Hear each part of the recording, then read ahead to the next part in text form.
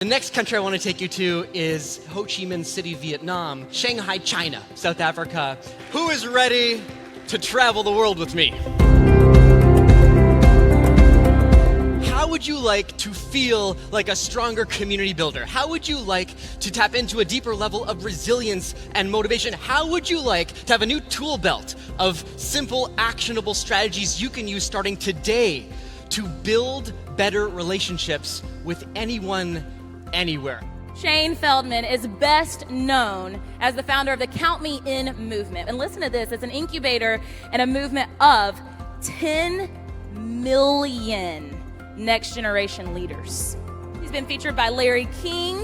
He's been featured by Forbes and Oprah Winfrey. He's been recognized by the White House and the United Nations. He's literally traveled the world, like Wade shared, researching the most innovative example of community. Get on your feet and help me welcome to the stage, Shane Feldman!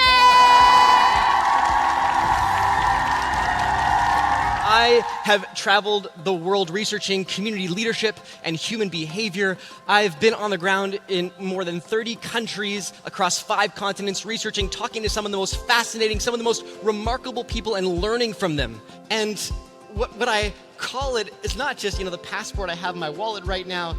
I call it my leadership passport.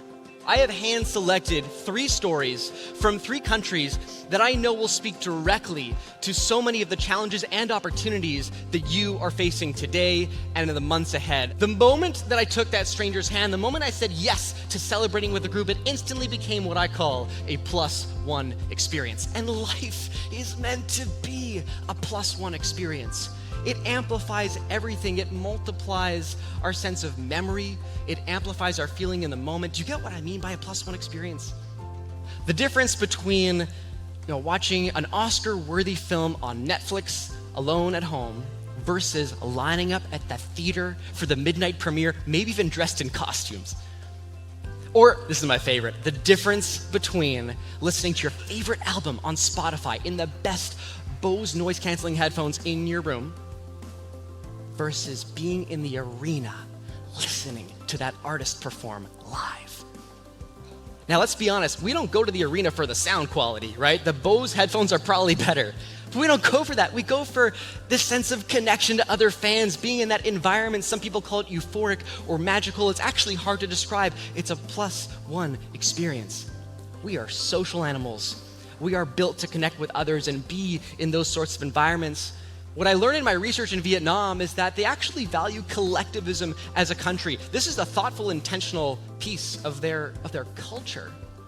They actually see individuals as secondary to groups. What that means is if that woman in that red dress didn't notice me, didn't welcome me to join her group, chances are it would have been less than a minute for someone else in that massive square to notice me and invite me to join them just as quickly. And what was most interesting about my time in Vietnam is that experience wasn't an isolated one. It was hard to see in the video before, but even in that massive square filled with thousands of people, there were no circles. You know how we end up at conferences like this? We're catching up with people, and often we end up in these tight circles in America and much of the westernized world. We have these tight circles that we form. In Vietnam, there were always these half circles. There was always a gap more than big enough to fill at least one new person. It was their way of saying a circle's never complete. A group always has room for someone else to join. What would it look like at our conferences if our circles were never closed? If someone always felt like they were welcome? If we were always looking out for that invisible staff member who's looking for a deeper sense of belonging? The next country I want to take you to is actually Shanghai, China. I still remember I was in Shuning Market. If you haven't been before, just picture this tiny cobblestone path and this kind of wave of neon lights across both sides of the path and all these crawfish shops left, right, and center. I'm walking through this market and I start to hear what sounds like this outdoor concert up ahead. And I see at the entrance to this public park, gathered around the speaker, are about 100 people, and they are all dancing. This isn't a unique scene in China. Approximately 100 million Guangchangwu is what they're called, gather in parks and squares just like this one every day, and they dance together.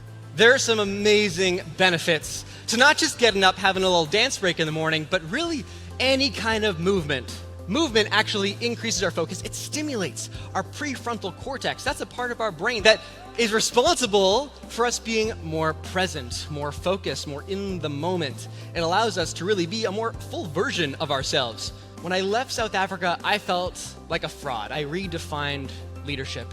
I redefined leadership as 10 seconds of sawubona, 10 seconds of I see you.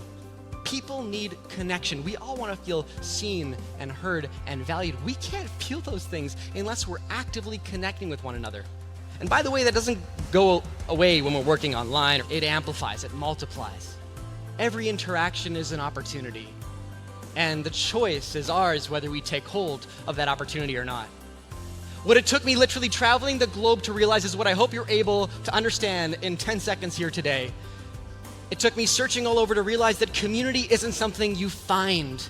Community is something that we all have the opportunity to create, to co-create together.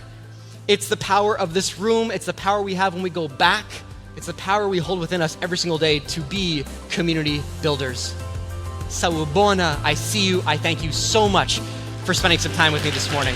Thank you.